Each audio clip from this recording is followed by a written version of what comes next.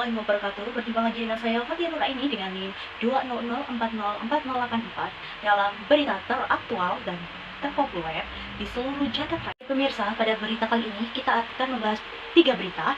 Yang pertama yaitu pengertian filsafat, yang kedua tokoh-tokoh filsafat beserta teori-teorinya, dan yang terakhir adalah manfaat mempelajari filsafat. Pemirsa, secara filsafat tidak selalu lurus, terkadang juga berbalik ke belakang.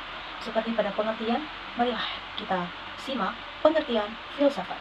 Berita yang pertama. Baik pemirsa, kali ini kita akan membahas mengenai filsafat. Apa sih filsafat itu? Nah, kita simak baik-baik ya. Filsafat adalah ilmu pengetahuan yang menyelidiki hakikat akan segala sesuatu untuk memperoleh kebenaran, dan ilmu pengetahuan tentang hakikat menanyakan apa hakikat atau intisari dari segala sesuatu.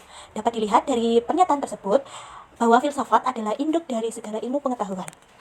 Filsafat tidak luput dari seorang tokoh, dan filsafat ada beberapa tokoh di dalamnya.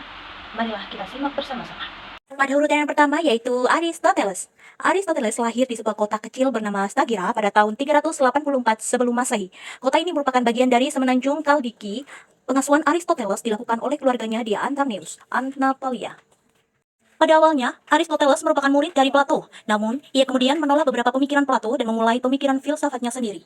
Aristoteles telah menulis banyak buku mulai dari fisika, biologi, politik, filsafat, kimia, hingga astronomi. Pada zamannya, ini adalah sistem ilmiah terhebat yang pernah dibangun oleh satu orang. Maka tak mengherankan jika dahulu teori Aristoteles banyak dijadikan kiblat bagi ilmu pengetahuan.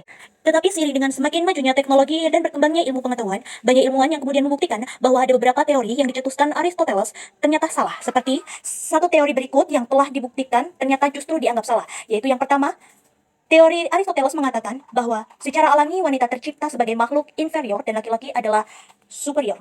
Aristoteles mengatakan bahwa wanita memiliki gigi lebih sedikit daripada pria. Selain itu, dia juga mengatakan bahwa dibanding laki-laki secara alami merupakan makhluk tidak dewasa, kurang, lemah, dan cacat. Ia juga mengatakan bahwa pria memiliki darah yang lebih panas daripada wanita. Pada urutan yang kedua yaitu Plato, lahir sekitar 427 sebelum Masehi. Dia adalah seorang filsuf dan matematikawan Yunani, secara spesifik dari Athena. Lihat dari perspektif sejarah filsafat, Plato digolongkan sebagai filsuf Yunani kuno. Pemikiran Plato banyak dipengaruhi oleh Socrates. Karyanya yang paling terkenal ialah Republik dalam Yunani atau Politeia, negeri, yang di dalamnya berisi uraian garis besar pandangannya pada keadaan ideal. Salah satu pemikiran Plato tentang teori ide adalah bahwa pengetahuan, proses, dan hasil merupakan sebuah garis lurus di mana ketiganya merupakan satu kesatuan yang utuh dalam sebuah sistem komprehensif. Pada urutan yang ketiga yakni Socrates. Socrates lahir pada 470 sebelum Masehi sampai 399 sebelum Masehi. Adalah seorang filsuf dari Yunani. Ia merupakan salah satu pemikir antroposentrisme yang hidup pada masa Yunani klasik. Bentuk pemikiran filsafat Socrates bertujuan untuk mengenal manusia dengan memahami alam semesta melalui teori. Perhatian utama dalam pemikiran filsafat Socrates adalah mengenai hakikat dari kehidupan manusia. Hari Socrates tentang manusia merupakan makhluk yang dapat mengenal, yang harus mengatur tingkah lakunya sendiri yang hidup dalam masyarakat. Manusia bertitik tolak dari pengalaman sehari-hari dan kehidupan konkret.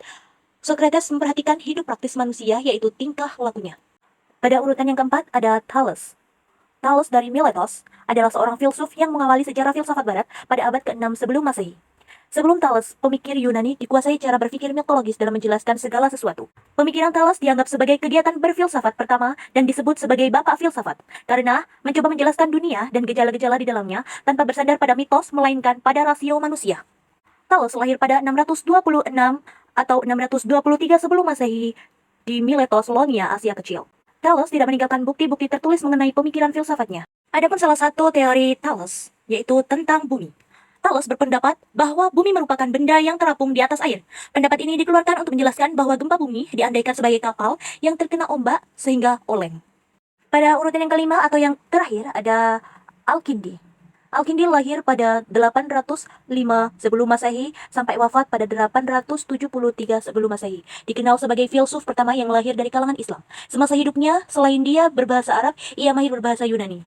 Al-Kindi telah menulis banyak karya dalam berbagai disiplin ilmu, dari metafisika, etika, logika, dan psikologi, hingga ilmu pengobatan, farmakologi, matematika, astrologi, dan optik.